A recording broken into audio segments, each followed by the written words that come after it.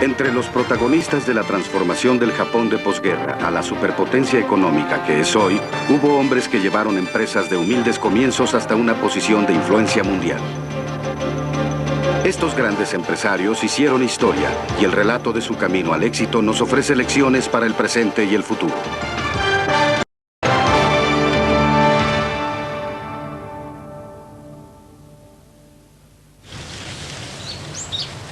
En la sede central de la compañía eléctrica e industrial Matsushita en Osaka, se levanta una estatua de bronce de Konosuke Matsushita.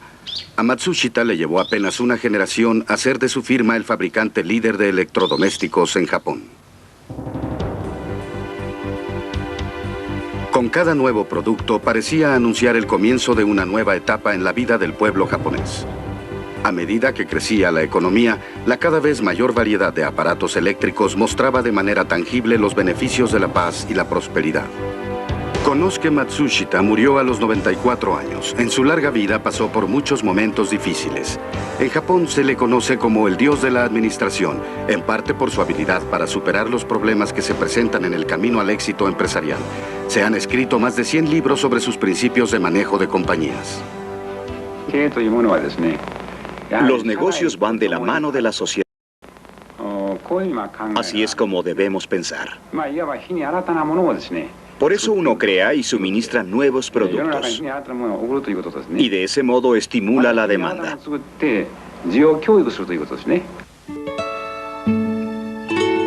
Konosuke Matsushita nació en 1894. Fue el octavo hijo de un agricultor de relativamente buena posición en Wakayama, Japón del Oeste. Pero su padre sufrió grandes pérdidas en el mercado del arroz. Cuando Konosuke tenía apenas 9 años, tuvo que dejar la escuela primaria e ir a trabajar como aprendiz en la capital comercial de Japón, Osaka. Los tranvías acababan de ser inaugurados en Osaka y la electricidad comenzaba a establecer su presencia en la vida cotidiana. Matsushita sintió que la electricidad desempeñaría un importante papel en los años por venir.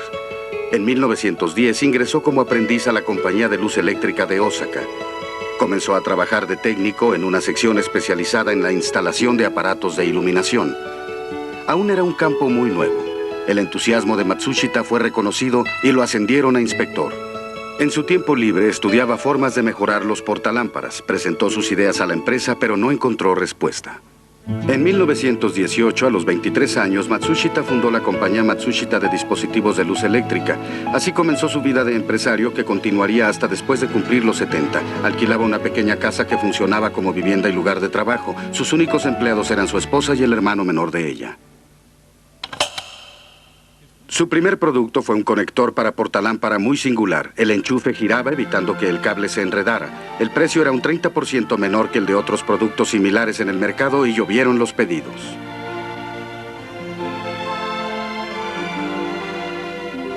Su siguiente invención fue un portalámparas en horquilla. Era también un dispositivo muy práctico y tuvo aún más éxito que el primero. Para fin de año, Matsushita tenía más de 20 personas trabajando con él.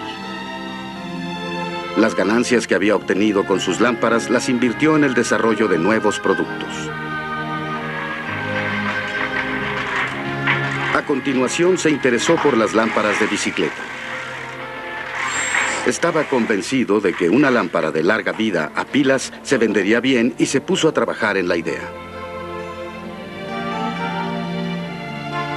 Después de experimentar con más de 100 prototipos, concibió esta lámpara tipo bala de cañón. Había introducido mejoras en una pila convencional, creando un revolucionario producto que podía funcionar más de 40 horas ininterrumpidas. Matsushita también tenía talento para la comercialización. Visitaba las tiendas entregando muestras de la nueva lámpara y demostrando él mismo las virtudes del producto. Sus esfuerzos dieron fruto y pronto se vio inundado de pedidos. Después lanzó una lámpara cuadrada. Fue un gran éxito, pues podía usarse no solo en la bicicleta, sino también como linterna de mano. Para este producto, Matsushita usó por primera vez la marca National. Lo hizo con la idea de que sus productos debían ser para uso de toda la nación.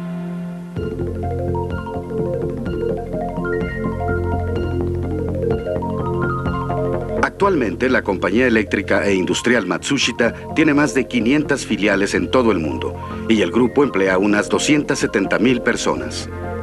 Es una empresa integral de aparatos eléctricos y electrónicos que funciona a escala mundial.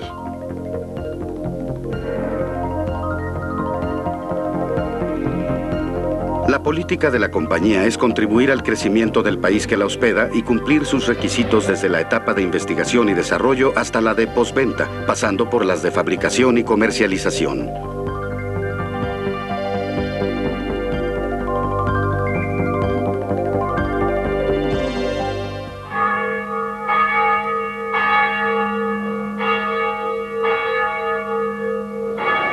En 1929 se produjo el colapso de Wall Street y el mundo entró en la Gran Depresión. Muchos países fueron gravemente afectados, entre ellos Japón. En Osaka, un gran número de firmas se declararon en quiebra. Cundía el desempleo en todo el país.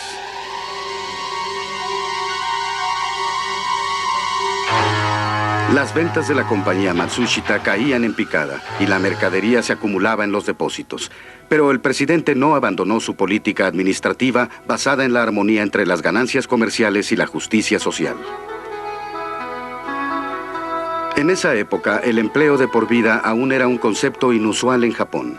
Pero Matsushita juró que no despediría a un solo empleado. Redujo la producción a la mitad y transfirió la mano de obra sobrante al sector de comercialización. Naturalmente, los empleados apoyaron esta iniciativa de todo corazón y en apenas 2 meses la firma fue capaz de liquidar sus existencias.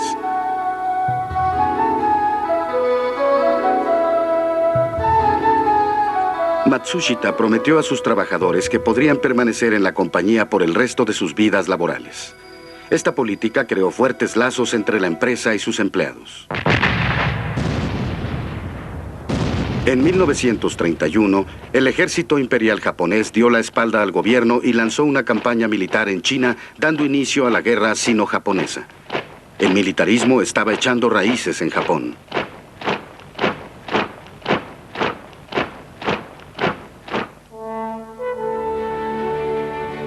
Obviamente eran tiempos difíciles, pero Matsushita tenía una clara visión de lo que su compañía al menos tenía que hacer.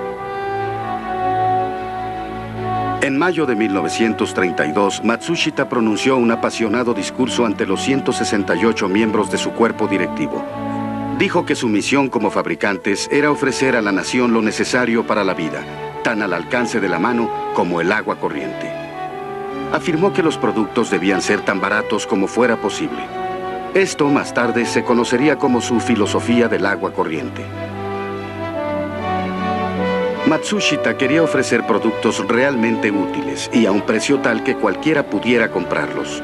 Los métodos que escogió fueron la producción en masa y la venta en grandes lotes.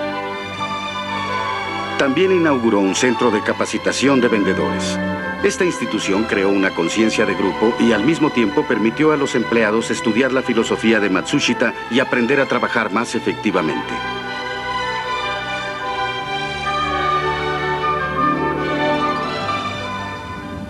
Si hubiera tenido un cuerpo más fuerte, lo habría hecho todo yo mismo. Pero no era así. Y tuve que pedir a la gente que hiciera cosas por mí. Así aprendí lo importante que es confiar en la gente. Tuve que creer en los demás y hacer que trabajaran para mí. Ese fue uno de mis mayores logros. 3 años después de proclamar su filosofía administrativa, Matsushita cambió el nombre de la compañía al que posee actualmente, Compañía Eléctrica e Industrial Matsushita. Había unas 3.500 personas trabajando en la firma, que producía 600 productos diferentes. Su red de ventas se había expandido al extranjero. El 8 de diciembre de 1941, aviones de la Marina japonesa atacaron Pearl Harbor sin previo aviso. Era el comienzo de la Guerra del Pacífico. En el conflicto se vieron involucrados Estados Unidos, Gran Bretaña y los países y pueblos de Asia. Se estima que casi 19 millones de personas murieron en la región del Pacífico. La guerra dejó profundas cicatrices, sobre todo en los países de Asia. Japón sufrió graves pérdidas humanas y una tremenda devastación material. En agosto de 1945, Japón aceptó los términos de la Declaración de Potsdam y se rindió incondicionalmente. La guerra había terminado, pero muchas de las ciudades de Japón habían sido consumidas por el fuego. La gente vivía en chozas improvisadas entre las ruinas. La economía japonesa había sido destruida por completo. La producción de las industrias minera y manufacturera había caído a 1/10 de su nivel previo a la guerra. Matsushita afirmó a sus empleados que la industria manufacturera sería la base de la recuperación del país y los exhortó a dedicar toda su energía a la reconstrucción. Pero había un gran obstáculo en el camino. La sede aliada identificó la empresa de Matsushita como Zaibatsu, o conglomerado comercial. Todos sus bienes fueron inmovilizados. Matsushita presentó una queja personal ante las fuerzas de ocupación afirmando que su compañía no era un Zaibatsu, pero su apelación fue rechazada y en 1946 fue expulsado oficialmente del servicio público.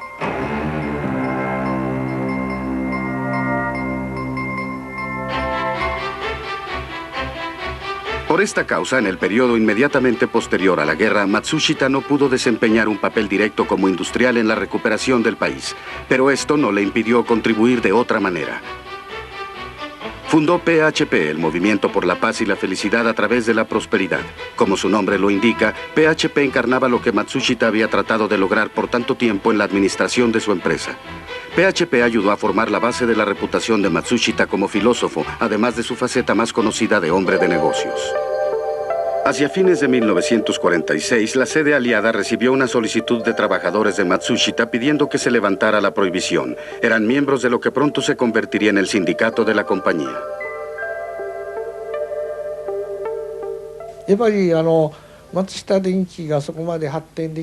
El crecimiento de Matsushita se debió al liderazgo de Konosuke. Todos nos sentíamos de este modo. Cada empleado en la oficina, cada obrero en la fábrica. Japón se reincorporó formalmente a la sociedad internacional con la firma del Tratado de Paz de San Francisco en 1951. Ese mismo año, Matsushita hizo un viaje a Europa y Estados Unidos. Quería observar métodos administrativos desde un punto de vista global e introducir tecnología extranjera. El año siguiente, Matsushita firmó un importante acuerdo de cooperación tecnológica.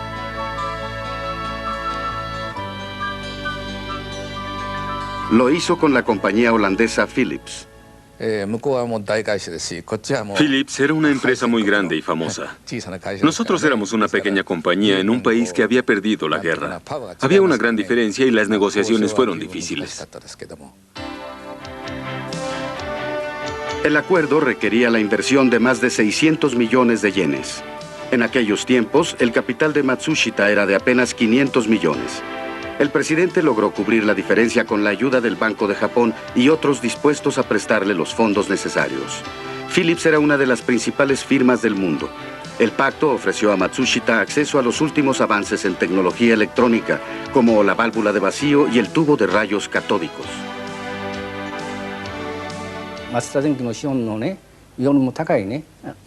La firma logró tomar prestada una suma superior a su capital. Ese fue un gran paso hacia su recuperación. Después la empresa creció y creció, todo en base a la electrónica.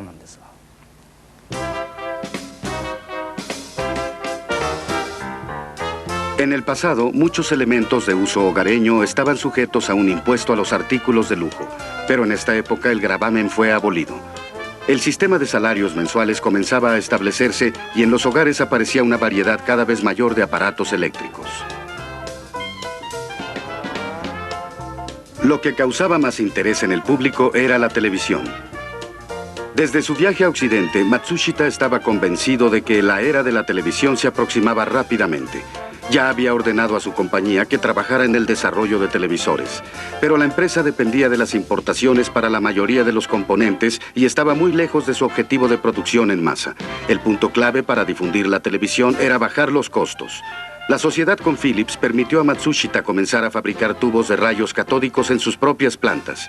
El costo se redujo gradualmente, pero el televisor seguía estando fuera del alcance de la mayoría de los hogares.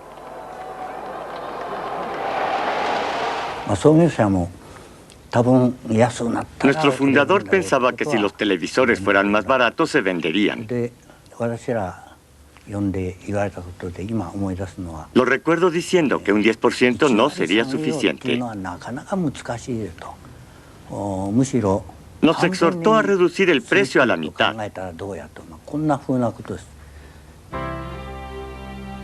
En 1958, Matsushita introdujo el cableado impreso y comenzó la producción en masa de gabinetes para televisor y diversos componentes.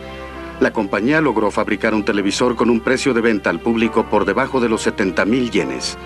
Para el oficinista común, eso equivalía a 2 meses de sueldo. Japón se embarcaba en un periodo de gran crecimiento económico. Un informe del gobierno sobre la economía declaró que Japón había superado la era de posguerra. La demanda de electrodomésticos como televisores, lavadoras y refrigeradores aumentó vertiginosamente. El sector registraba un crecimiento anual cercano al 30%. Los ingresos anuales de Matsushita superaban los 100,000 millones de yenes. Se había convertido en una de las principales compañías de Japón.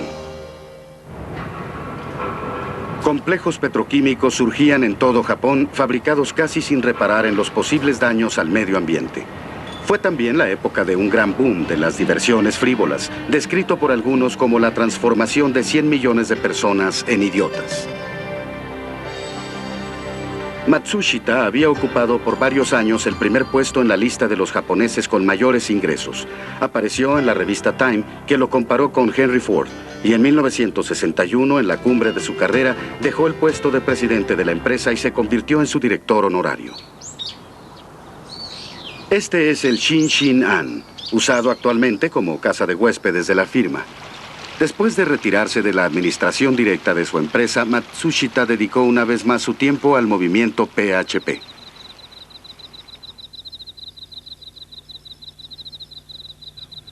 Concentró su atención en las relaciones entre el Estado y el pueblo. En un informe publicado en esa época, Matsushita reprendió a Japón por regodearse en el fenómeno de alto crecimiento económico. 1964. La introducción del tren bala y los Juegos Olímpicos de Tokio. Estos juegos representaron un importante hito en el progreso de Japón, pero no eran garantía de estabilidad económica. Otra recesión amenazaba en el horizonte.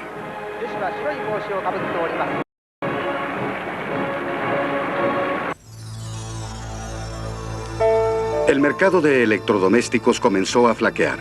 El efecto sobre las ventas fue grave. Matsushita enfrentó caída en ventas. Era su primera crisis desde el fin de la guerra. En julio de 1964, y otros representantes de las compañías de ventas y mayoristas de Matsushita fueron invitados a una importante conferencia. En esa época se había generalizado la práctica de cortar precios para renovar el inventario, pero esta costumbre, combinada con las pérdidas operativas en la sede central, comenzaba a tener un grave efecto sobre algunas de las firmas subsidiarias y mayoristas de Matsushita.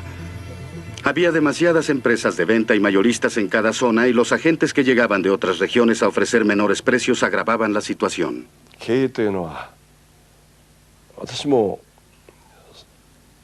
Matsushita subrayó que manejar una compañía es algo realmente difícil. Tan difícil, en efecto, que él había llegado a orinar sangre. Tal era el estrés que había sufrido. Nos preguntó si había sido tan difícil también para nosotros.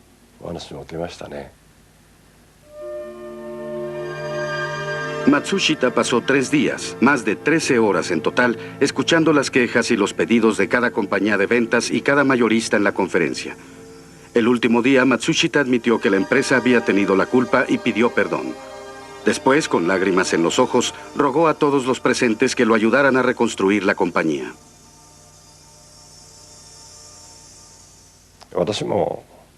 Yo también terminé llorando. Por un momento me quedé ahí sentado, cabizbajo.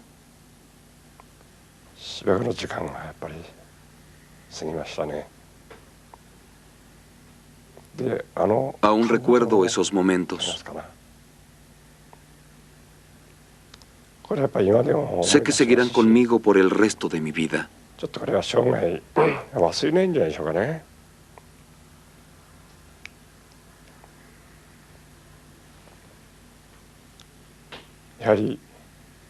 Me considero muy afortunado de haber estado ahí, haber experimentado esa conexión con él. Es un recuerdo muy querido.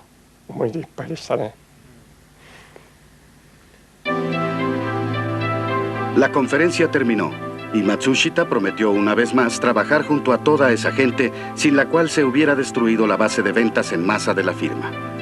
Entregó a cada participante un souvenir inscrito con las palabras "Juntos vivimos y juntos progresamos".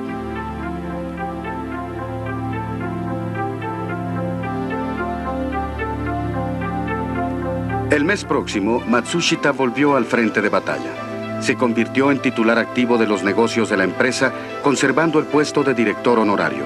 En base a los resultados de la conferencia, anunció cambios radicales en el sistema de venta.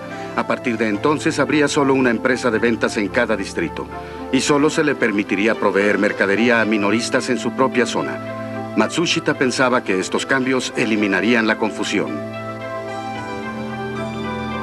Matsushita explicó la nueva política a los vendedores mayoristas y minoristas. Las tiendas se habían visto involucradas en la feroz batalla que libraban las compañías de venta.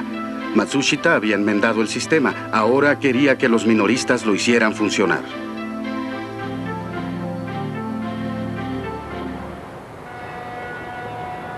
Habían pasado 20 años desde el fin de la guerra, y las exportaciones de autos y electrodomésticos japoneses aumentaban rápidamente. Cuando las medidas introducidas en el sistema de venta de comenzaban a surtir efecto, la empresa enfrentó un nuevo problema. Matsushita y otros fabricantes japoneses fueron acusados de vender televisores a color a precios indebidamente bajos en el mercado estadounidense. Y en Japón la compañía recibió una advertencia de la Comisión de Comercio Justo indicando que aspectos de su sistema de venta podrían estar violando la ley antimonopolio. Esto desencadenó un debate público sobre el asunto de los precios.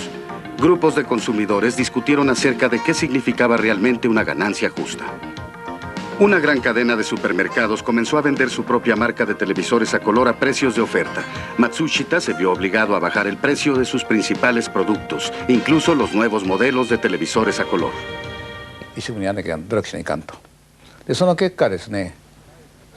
Nos dijo que nos esforzáramos lo más posible y que trabajáramos duro. La diferencia entre el precio de venta y el costo de producción era nuestra ganancia. Nos dijo que esa diferencia representaba el esfuerzo que habíamos contribuido, que era el premio que nos daba la sociedad.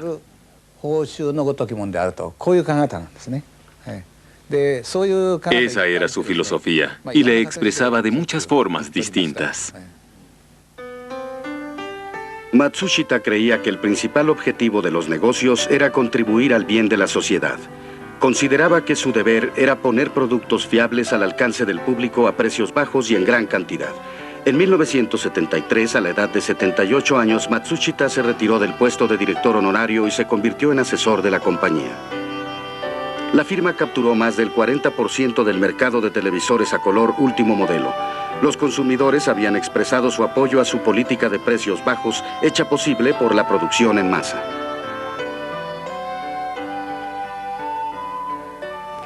Los negocios van de la mano de la sociedad. Así es como debemos pensar. Por eso, una buena empresa siempre contribuye a la sociedad. Y una compañía mal administrada termina envenenándola.